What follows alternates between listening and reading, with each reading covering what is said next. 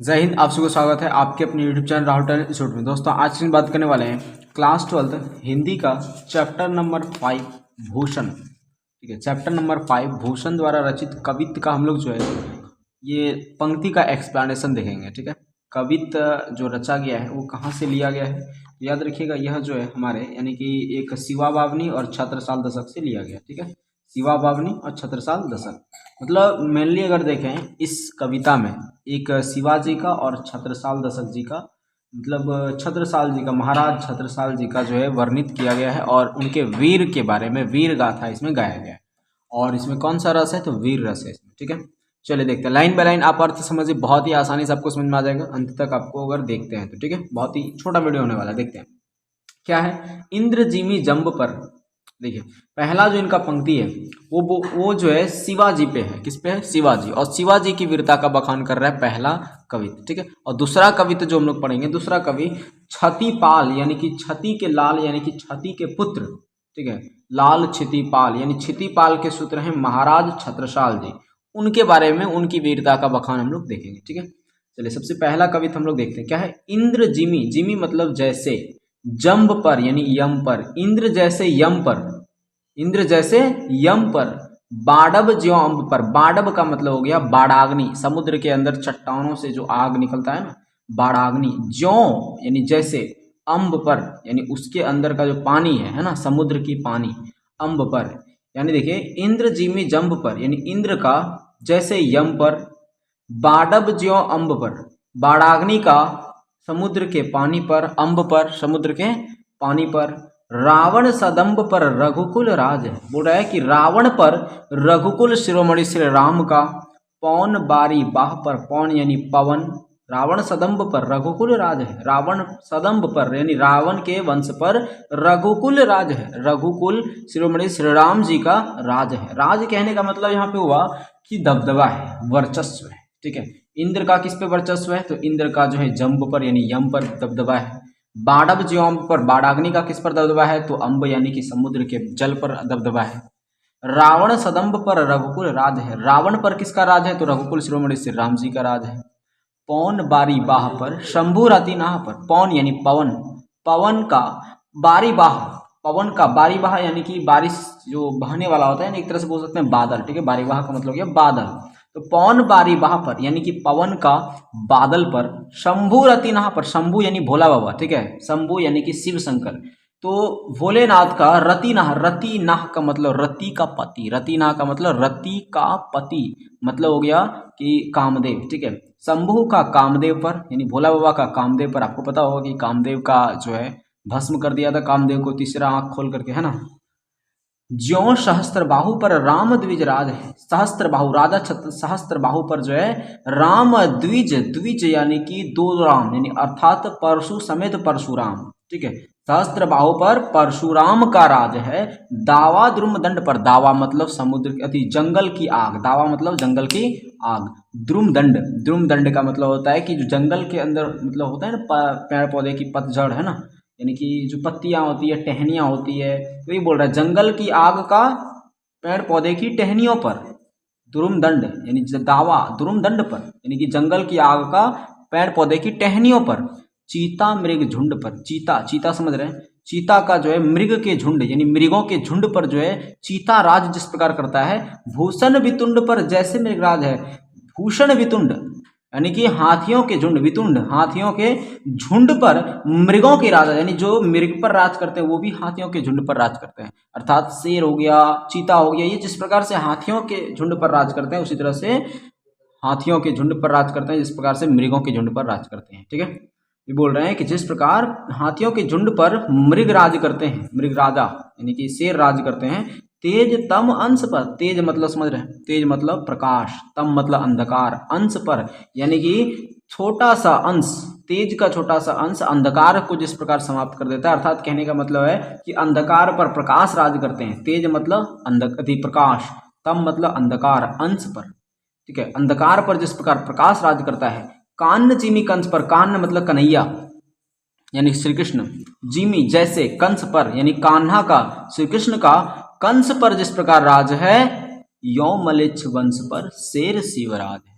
उसी प्रकार से मलेच्छ वंश पर शिवाजी का राज है, छत्रपति शिवाजी महाराज का राज है। किस पर? मलेच्छ वंश पर।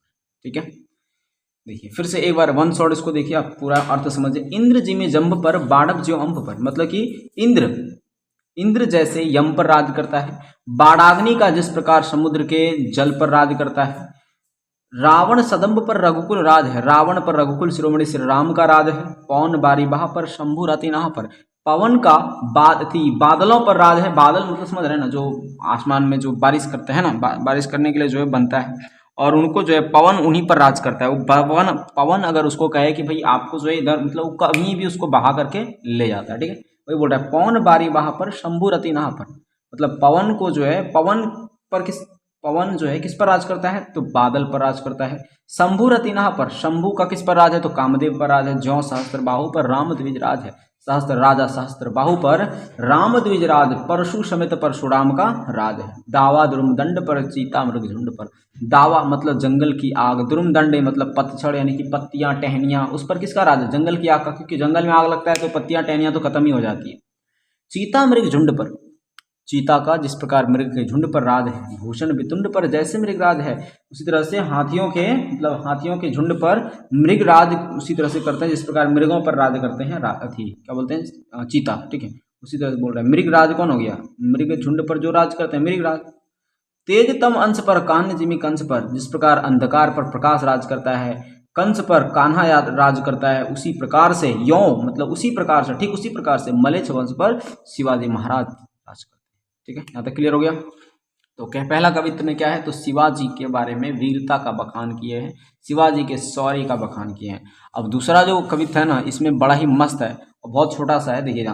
दूसरा में क्या बताया है? तो दूसरा में क्षितिपाल, ठीक है, क्षितिपाल के पुत्र हैं छत्रसाल, ठीक है, उनकी तलवार का बखान किए। क्या किए? तलवार का बखान किया उनके। ठीक है, तलवार का बखान किया। तलवार समझ रहे हैं ना, मतलब म्यान से जिस तरह से वो तलवार निकाल रहे हैं, एकदम बहुत ही ज्यादा भयंकर रूप में, देखिए वही बोल रहे हैं। देखिए क्या है? निक्सत म्यान तय मयूख है, बोल रहे हैं कि निक्सत मतलब म्यान से निकलते हुए मयूख है तलवार। ठीक है, निक्सत म्यान तय मयूख है प्लय भानु कैसी, मतलब क्या हो गया? निक्सत म्यान तय मयूख है प्रलय भानु कैसी, मतलब क्या हो गया कि म्यान से तलवार, छत्रपाल से यानी कि छत्रसाल महाबाहुबली का, यानी छत्रसाल महाराज छत्रसाल की तलवार, निक्सत म्यान तय मयूख है, महाराज छत्रसाल की तलवार प्रलयंकारी रूप, प्रलय यानी कि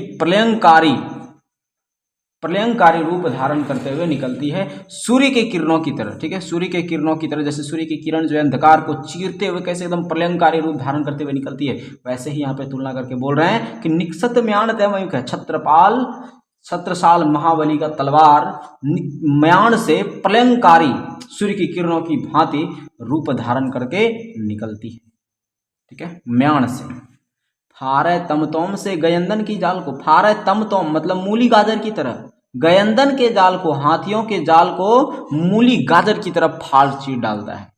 लागती लप की कंठ बैरीन के नागिनी सी, बोल रहे हैं कि लागती लप की कंठ बैरीन, बैरीन मतलब दुश्मन के, नागिनी सी मतलब शत्रुओं के कंठ से नागिन की तरह उनकी तलवार लिपट जाती है। शत्रुओं के कंठ से, शत्रुओं के गले से जो है नागिन की तरह, लागती लप की कंठ बैरिन की नागिनी से, शत्रुओं के गले से उनकी तलवार नागिन की तरह लिपट जाती है। रुद्र ही रिझावे दय दय मुंडन की माल को, कह रहे हैं कि और वो रुद्र को यानी भोलेनाथ को, भोले बाबा को रिझावे दय दय मुंडन की माल को, मतलब रुद्र को जो है एकदम किलकारी भरते हुए, रिझावे मतलब किलकारी, ठीक है, रुद्र को किलकारी भरते हुए मुंडन की माला प्रदान करते हैं, मुंडन की माला प्रदान करते हैं। रुद्र मतलब समझ रहे हैं ना, ठीक है, रुद्र रूप आपको बोला, आपको पता ही होगा, रुद्र रूप माँ काली को जो है वो क्या करते हैं, तो वही बोल रहे हैं, रुद्र ही रिझावे दय दय मुंडन की माला, मतलब एकदम किलकारियां भरते हुए मुंडन की माला रुद्र को प्रदान करते हैं। लाल क्षितिपाल छत्रसाल महाबाहुबली, लाल क्षितिपाल मतलब क्षितिपाल के लाल, यानी क्षितिपाल के पुत्र छत्रसाल महाबाहुबली, कह रहे हैं कि हे लाल, हे क्षितिपाल के लाल, हे क्षितिपाल के पुत्र छत्रसाल महाबाहुबली, कहाँ लो बखान करो तेरी करवाल को, मैं कहाँ तक आपकी तलवार का कहाँ तक मैं बखान करूं। प्रतिभट कटक कटीले केते काटी काटी, क्या बोल रहे हैं, प्रतिभट कटक कटीले केते काटी काटी, कह रहे हैं कि प्रतिभट यानी हमारे विपक्ष में जो शत्रु हैं, कटक कटीले, प्रतिभट यानी कि शत्रुओं के दल को, कटक कटीले कहते काटी काटी, शत्रुओं के दल को एकदम काट डालता है, चीड़ डालता है, फाड़ डालता है। कालिका सी किल की कलेऊ देती काल को, और उन्हें काट करके किलकारी भरते हुए कालिका मतलब माँ काली को क्या देती है, तो कलेऊ प्रदान करती है। शत्रुओं के दल को काट करके माँ काली को वो कलेऊ प्रदान करती है, ये बता रहे हैं। ठीक है, बस इतना सही है, तो आप समझ ही गए होंगे इतना सा। ठीक, अगर आप यहाँ से अगर चाहें तो इसको पूर्ण रूप से पता करने के लिए लिखना चाहते हैं तो फिर से दोबारा देखिए इसको, बहुत ही अच्छे से समझ में आ जाएगा। ठीक है, तो मिलते हैं हम लोग अगले वीडियो में, तब तक के लिए जय हिंद जय भारत।